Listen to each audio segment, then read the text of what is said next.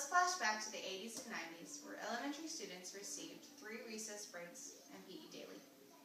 Students were able to burn off excess energy. Teachers were able to go out and get a breath of fresh air. And all were able to become more attentive and focused in the classroom environment afterwards. Schools had real field days back then as well. That involved all faculty members and students at the same time. They competed in relays, tug of wars, high jumps, agility courses, and ball games. Teams won and lost fairly. This taught our children how to compete in a healthy manner and build friendships. In today's society, students get very little recess time. And some actually have had PE taken completely away. Over 3/4 of Americans believe that children in our schools are not getting enough physical activity on a daily basis. Why, you ask? Schools have had different reasons to reduce the outside activities. Some are liabilities to injuries.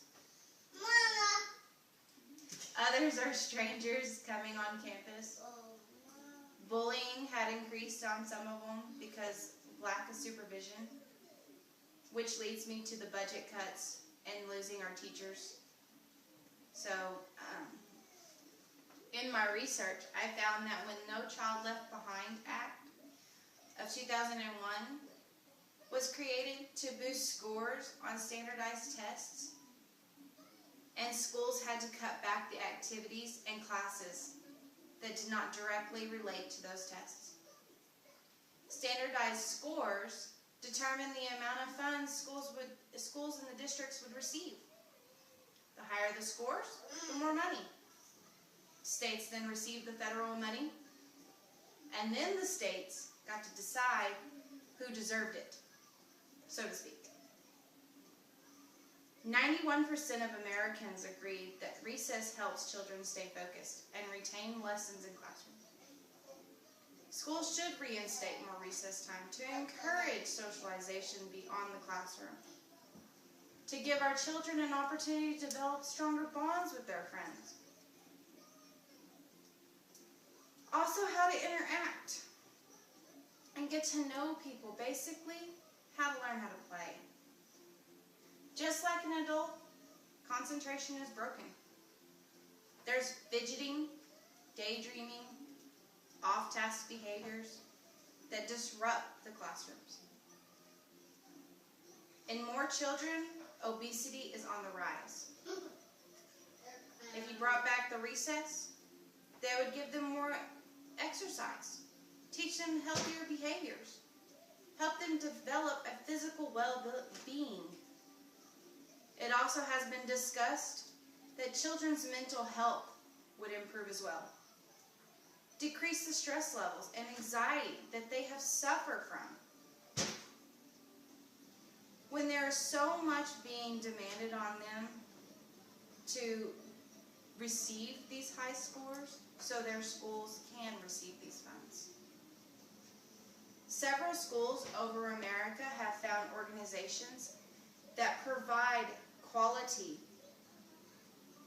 alternatives. I found that there are organizations that have been developed to actually help schools work with their limited time away from the classrooms. Peaceful Playgrounds gives children structured and unstructured playtime, encourages physical activity, and works on team building and developmental skills. The Playworks organization actually has volunteer staff members, as well as their own teams with the students, to help develop healthy imaginations, deal with their conflicts, develop leadership skills. Both organizations achieve these goals by making grown-ups play alongside the children. This play and silliness helps the children feel safe and more connected to us. It gives them a chance to rejuvenate enough to be able to walk back into the classroom be more focused with a fresh mind. I have talked to you about the reasons why they need to be reinstated, why it was even removed, and how organizations have worked with these schools. One in particular, I could say in Houston, to bring back recess and playtime to these kids. Now it's up to us in our community to help our children get to go back to recess, have those mental breaks during the day. It's with our teamwork that we can make it happen. An acronym for team that I like to go by is Together, Everyone Achieves More. Thank you.